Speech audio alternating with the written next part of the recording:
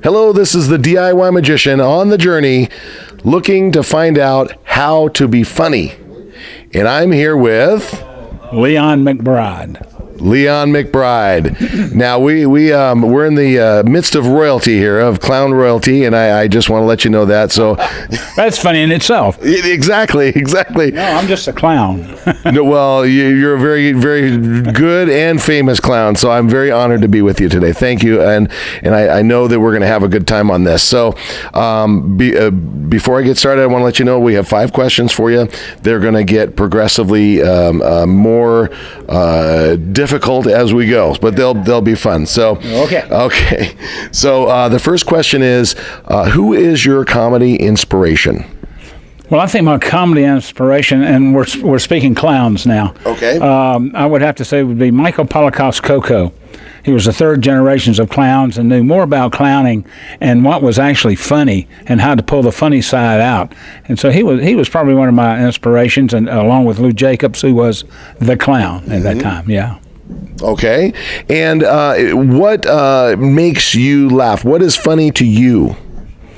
Well, seeing what happens to people on a daily basis. I think if we look around, there's funniness everywhere. Normal situations that you find yourself in can really be funny if you don't take them too serious. And I think a lot of times people don't step back and look at the situation and go, that was really crazy, that was stupid, and see the humor in it instead of the panic in it. So that's what I look for, ordinary life and the fun side of it. Excellent. I love that. Now, we also want to know, as a performer, and you've been performing for a while now, and I say that lightly. They'll Google you and know that your history. Here's the thing. What is the funniest moment, unscripted moment that you've had as a performer? I could fill a book on things like that because accidents happen to me all the time. But there was one particular show that I was doing in Louisville, Kentucky, and it was a 45-minute show, and I had to do a quick change. And I had some people working behind the set with me, behind the scene, and I would come off, and they would help undress me and dress me. And as I was going back towards the stage to come off of it, I glanced up and realized the ceiling was all mirrors, and they were watching everybody behind the stage as well as me. And so I got tickled because I knew the next thing was I'm going to stop and the guy's going to yank my pants down and put on another set of pants. So as we went back there, people started laughing, seeing the other guy there on his knees getting ready. And he said, "What are they laughing at?" I said, "Don't worry, just pull the pants down and help me get the other ones." And so we did. I don't think anybody remembers anything about that entire performance except for Bubba Sykes taking my pants off and helping me put on another pair of pants.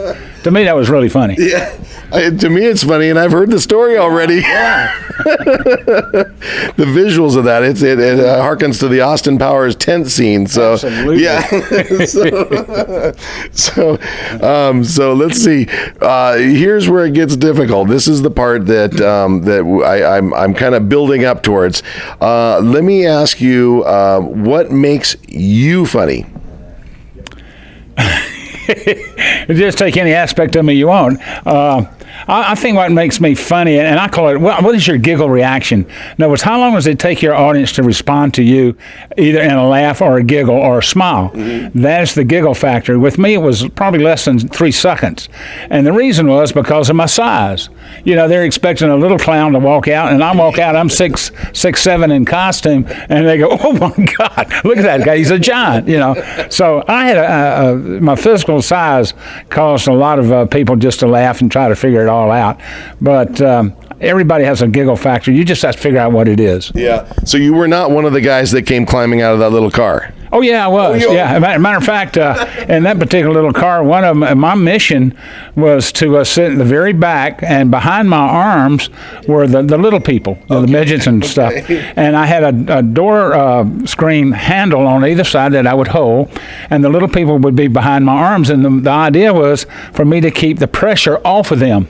Okay. Yeah. Now, if they felt pressured, they would bite my arms. Oh, no. So that whole season, I looked like a junkie. I had little bite marks all on the back of my arms on both sides. And everybody go, "What happened?" I say, "A midget bit me." Yeah.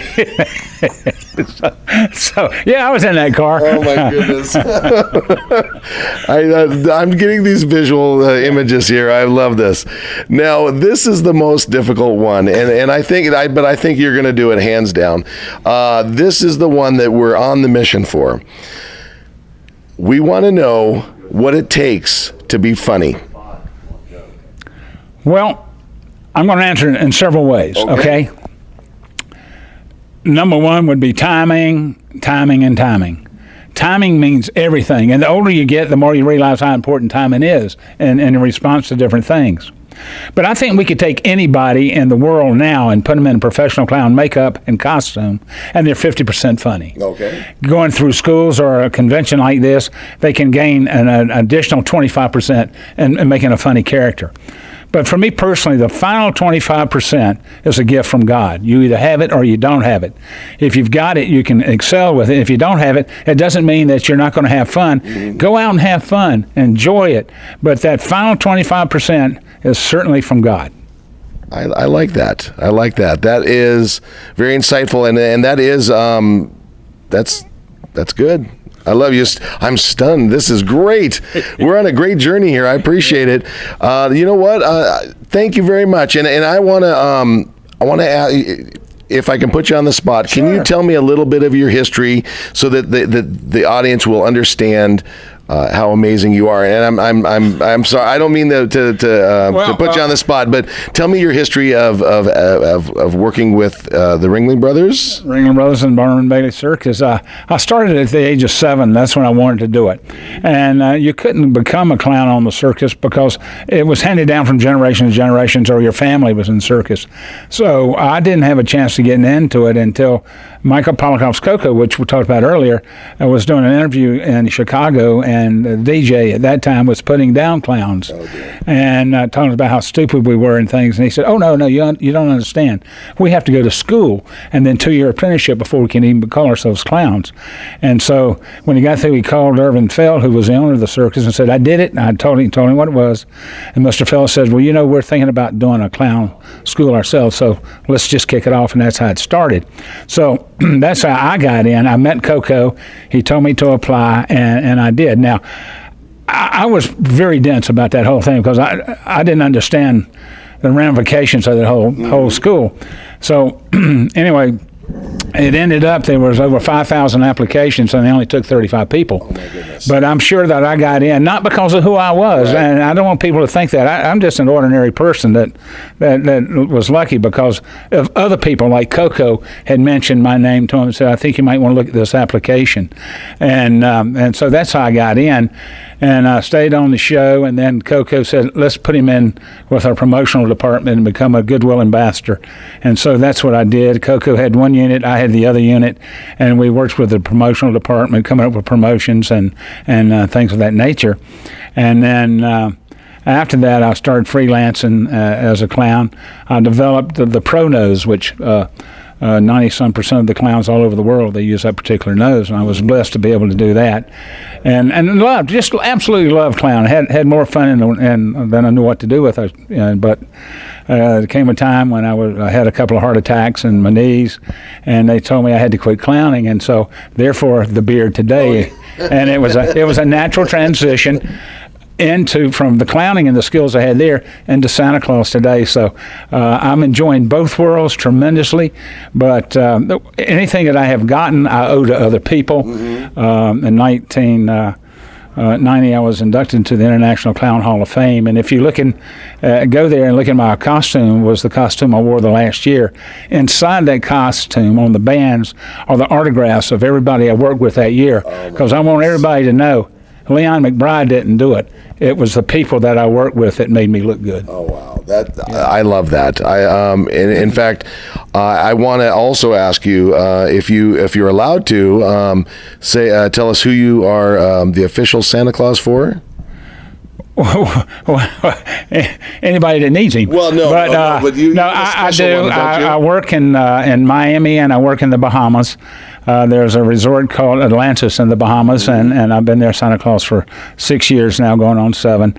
And I do commercial work in Miami for some of the larger hotels and some of the people that have, can you believe, valet parking at their houses.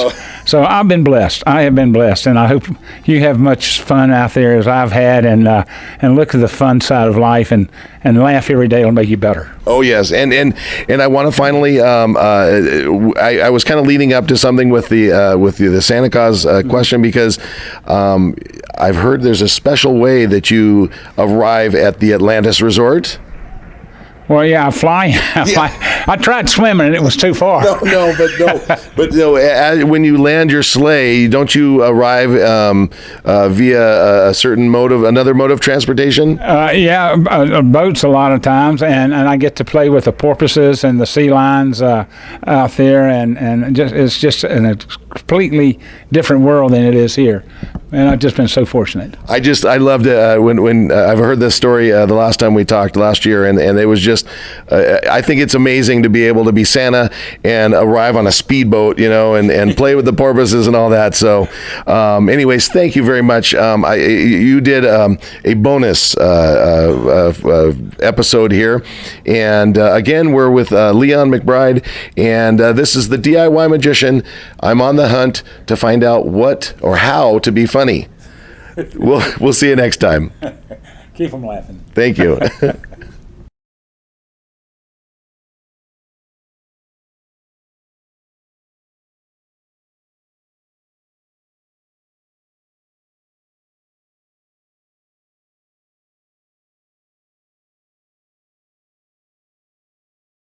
If you enjoyed that video, join the Learn to Entertain YouTube channel.